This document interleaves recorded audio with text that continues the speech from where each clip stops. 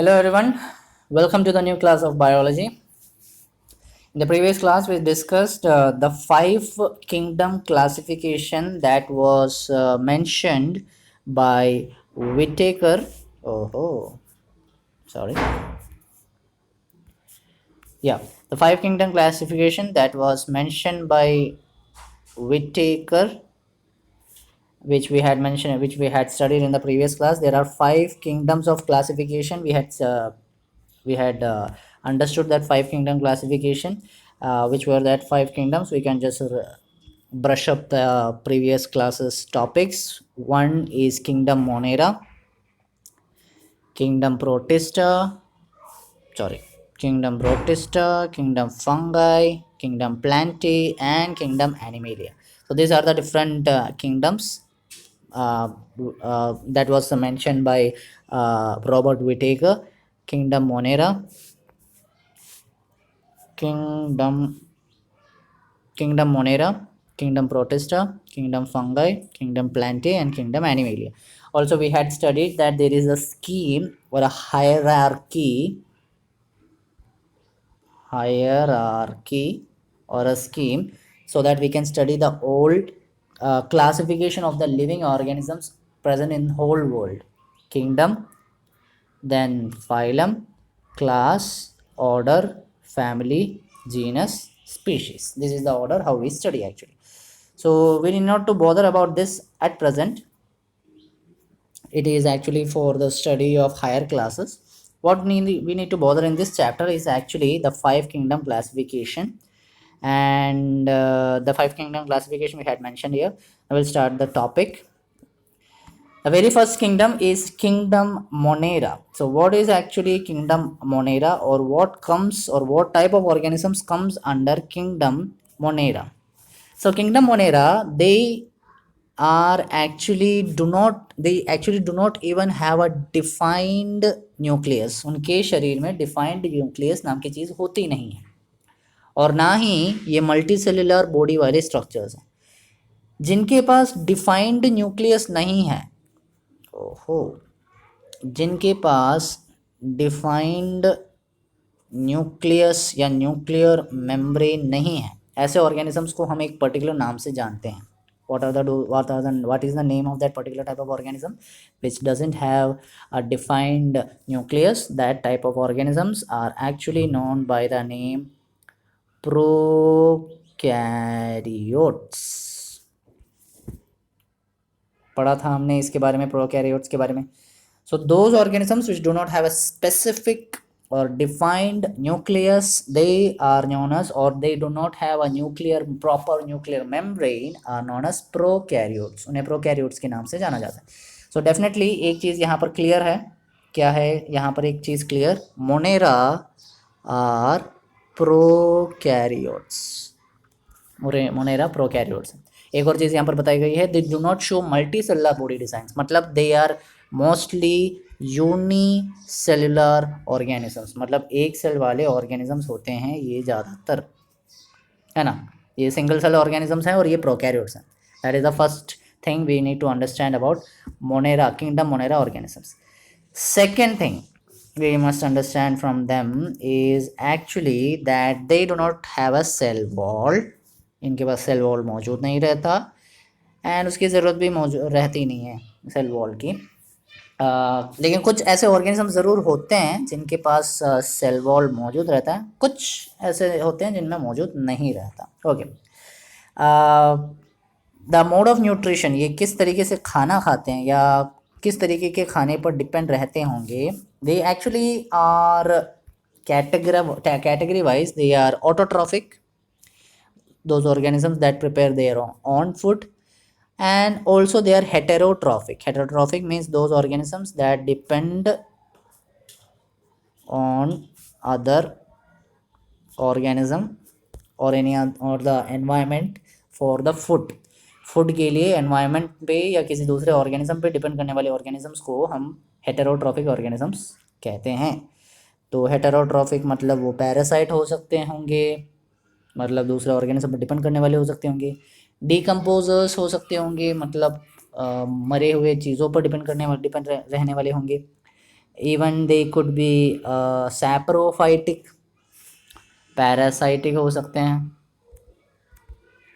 Saprophytic, saprophytic means क्या हो सकता होगा? Saprophytic, saprophytic means those organisms जो डेड मैटर पर, जो मरे हुए मैटर रहते हैं, डेड मैटर पर डिपेंड करने वाले होते हैं, उन्हें सैप्रोफाइटिक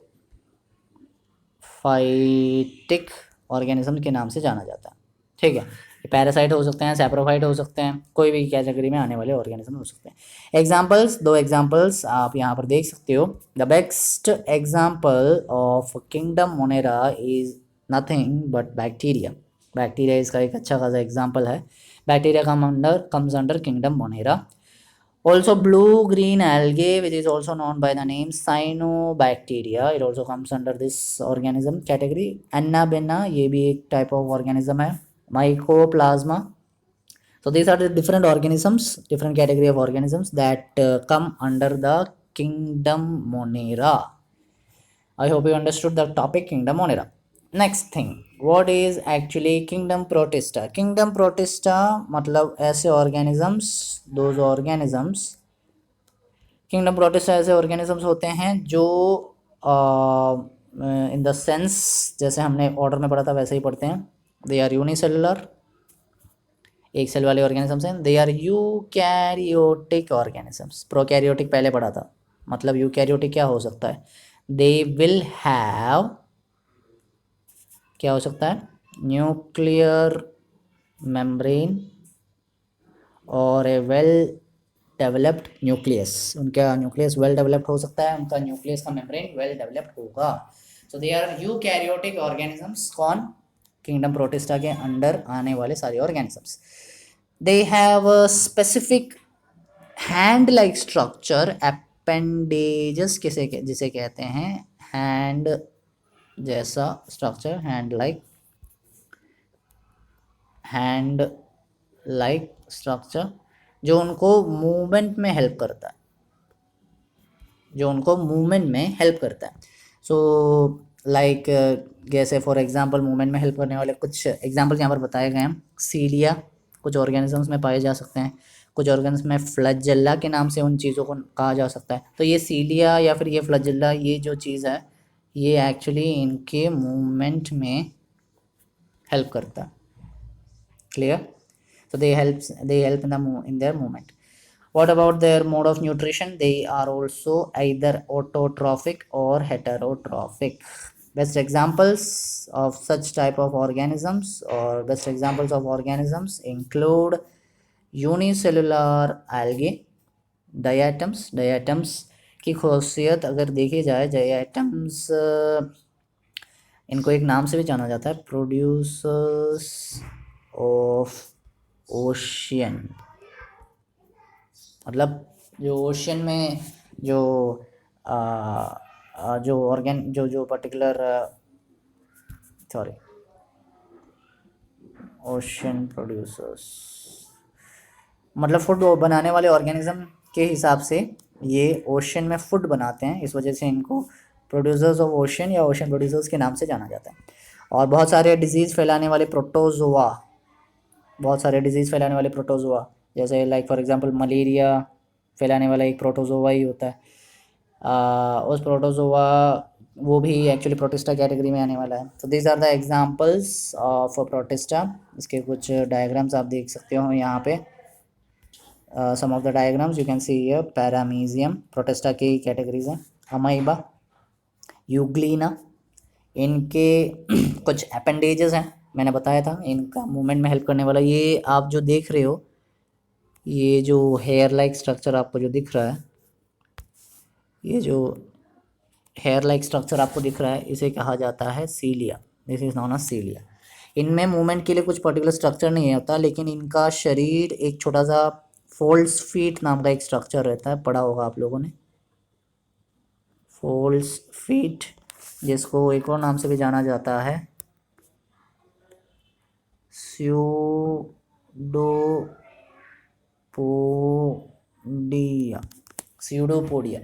स्यूडोपोडिया या फिर जैसे फॉल्स फीट कहते हैं। And also they have here, यहाँ पर आप देख सकते हो, ये जो दिख रहा है आपको फ्लैजेलम या फ्लैजेला, ये भी यूग्लेना के मूवमेंट में मदद करता है, मतलब इनके मूवमेंट के लिए हेल्प करने वाला हेयर लाइक या फिर हैंड लाइक स्ट्रक्चर जो भी है वो इनके मूवमेंट में हेल्प करता है. Okay, so that's about kingdom protista. Now we will study about kingdom fungi. Kingdom fungi के बारे में अगर देखा जाए, they are heterotrophic organisms majorly and eukaryotic. ये हेटेरोट्रॉफिक होते हैं, यूकैरियोटिक होते हैं. एंड ऑल्सो इनके बारे में एक और चीज़ बता सकते हैं हम, ये मल्टी सेलुलर ऑर्गेनिजम्स बन सकते हैं अपने लाइफ साइकिल के सर्टेन स्टेज में आते आते. Okay, so that's about their category on the basis of their heating habitat. Heating habitat के बारे में अगर देखा जाए, दे आर एक्चुअली हेटेरोट्रॉफिक, हमने बताया था. सो हेटेरोट्रॉफिक फंगाई हेटेरोट्रॉफिक अगर है तो इसका मतलब वो सैप्रोट्रॉफ हो सकता है. फंगाई बताया था आप लोग सैप्रोट्रॉफ के बारे में. डीकेइंग ऑर्गेनिक मैटर पर डिपेंड करने वाले ऑर्गेनिज्म. कुछ ऐसे होते हैं जो पैरासाइट्स होते हैं, मतलब दूसरे ऑर्गेनिज्म पर डिपेंड करने वाले होते हैं. ओके, और कुछ फंगाई जो होते हैं ऐसे भी होते हैं कि दूसरे ऑर्गेनिज्म के साथ म्यूचुअल रिलेशनशिप में, म्यूचुअल डिपेंडेंट रिलेशनशिप में आ जाते हैं, कंप्लीट म्यूचुअल रिलेशनशिप में आ जाते हैं. ऐसे म्यूचुअल रिलेशनशिप में आ जाते हैं कि दूसरे ऑर्गेनिज्म को ये हेल्प करते हैं बहुत ज़्यादा. ऐसे म्यूचुअल रिलेशनशिप का एक एग्जांपल अगर देखा जाए, इसका एक अच्छा एग्जांपल है फंगाई जो हम पढ़ रहे हैं प्लस एल्गे. और एल्गे ऐसा वैसा एल्गे नहीं, ब्लू ग्रीन एल्गे या फिर साइनोबैक्टीरिया जिसे हमने पढ़ा था. ये दोनों का कॉम्बिनेशन, इन दोनों का जो कॉम्बिनेशन है इसको हम कहते हैं एक पर्टिकुलर नाम से. It is known by the name lichen. इसको कहा जाता है बाय द नेम, इसको कहा जाता है by the name lichen. Okay, lichen. इसमें क्या होता है, वैसे फंगाई शेल्टर प्रोवाइड करता है, मतलब एल्गे को जीने का एक मौका देता है फंगाई. एंड जो एल्गे रहता है वो क्या करता है, एल्गे फूड प्रोड्यूस करता है. एल्गे फूड प्रोड्यूस करता है. एल्गे फंगाई के लिए फूड प्रोड्यूस करता है, एल्गे फंगाई के लिए फूड प्रोड्यूस करता है, फंगाई एल्गे के लिए शेल्टर प्रोवाइड करता है. तो ये आपस में म्यूचुअल रिलेशनशिप में रहते हैं, आपस में म्यूचुअली रिलेटेड रहते हैं. और इस ऑर्गेनिज्म के मतलब इस कॉम्बिनेशन को, इस सिम्बियोटिक रिलेशनशिप को लाइकन के नाम से जाना जाता है. ओके, इस रिलेशनशिप को किस नाम से जाना जाता है, सिम्बायोसिस. उसका एक अच्छा एग्जांपल अभी आपको बताया था लाइकन. लाइकन आप वैसे देख सकते हो, जो बड़े बड़े पेड़ रहते हैं उनमें कलर्ड छोटे छोटे पैच मौजूद रहते हैं. उनकी जो शाखाएं रहती हैं, उनकी जो डालियाँ रहती हैं, उनके जो बार्क रहता है, you can find some coloured patches over there. They are actually the lichens. Okay, so this is about how they depend. So they could be saprotrophs, they could be heterotrophs, they could be parasites, even they could be found in symbiotic relationship. Okay, इनका cell wall मौजूद रहता है. ये जो cell wall रहता है, it is actually having a complex sugar type structure which is known as chitin. Okay, इसका कुछ एग्जांपल्स यहाँ आप देख सकते हो, yeast, mould, mushroom. Mould also rhizopus भी इसका एक अच्छा एग्जांपल है. राइजोपस आप अगर एक ब्रेड का टुकड़ा जो बहुत दिन से खुला पड़ा है या फिर ओपन एरिया में पड़ा है और उसके ऊपर अगर आप ग्रीन कलर या ब्लैक कलर के धब्बे देख सकते हो और उस ब्रेड के टुकड़े को उठाकर आप माइक्रोस्कोप के नीचे देखो तो आपको ये माइक्रो ऑर्गेनिज्म दिखेगा. It is also a kingdom fungi category organism which is known as Rhizopus. Okay, वो जो बदबू वगैरह होती है उसकी वजह से. किंगडम फंगाई अगर एक नॉर्मल तरीके से बताया जाए, आपके शरीर में अगर आप शूज़ पहनते हो, शूज़ पहनने के बाद definitely you might wear socks, you might not wear socks. Shoes खोलने के बाद आपको एक बदबू जैसी फील आती है. शूज़ जब आप खोलते हो या सॉक्स जब खोलते हो तो आपको एक बदबू जैसी फील होती है. It is because of this kingdom fungi organisms, मतलब वहाँ पर एक फंगस मौजूद रहता है. ओके, तो that's all about the class. I hope you enjoyed the class. फिर एक छोटा सा टॉपिक है किंगडम प्लांटे. प्लांटे के बारे में तो जानते ही हैं, मल्टी सेलुलर है, यूकैरियोटिक ऑर्गेनिज्म है, सेल वॉल मौजूद है, ऑटोट्रॉफ्स होते हैं ये ज़्यादातर, इनके पास क्लोरोफिल मौजूद रहता है जो फोटोसिंथेसिस में इनका खाना खुद बनाने में मदद करता है। All the plants come under this organism in this category. Animalia, kingdom animalia multi cellular organisms होते हैं, यूकैरियोटिक होते हैं, सेल वॉल मौजूद नहीं रहता, एंड दे आर हेटेरोट्रॉफ्स। सारे के सारे एनिमल्स इस कैटेगरी में आ जाते हैं। तो ये एक छोटा सा फ्लो चार्ट है, स्मॉल फ्लो चार्ट। ये फ्लो चार्ट आप बना लेना आपके नोटबुक में। नोट्स इस चैप्टर के पीडीएफ के रूप में जैसे पहले दिए जाते थे, गूगल ड्राइव लिंक द्वारा दिए गए हैं in the comment box of this video. Access it, write the notes regularly, and at the end of the topic when you complete, you just draw the diagram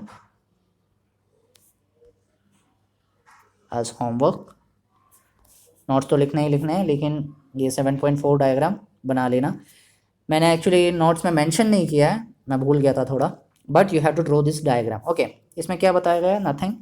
organisms की दो category, prokaryotes, eukaryotes. Prokaryotes एक cell वाले जो होते हैं उनका category कौन होता है? यूनिसेलुलर। यूकैरियोट्स मतलब उनमें भी यूनिसेलुलर वाले होते हैं, प्रोटिस्टा यूनिसेलुलर वाला ऑर्गेनिज्म है, बताया था।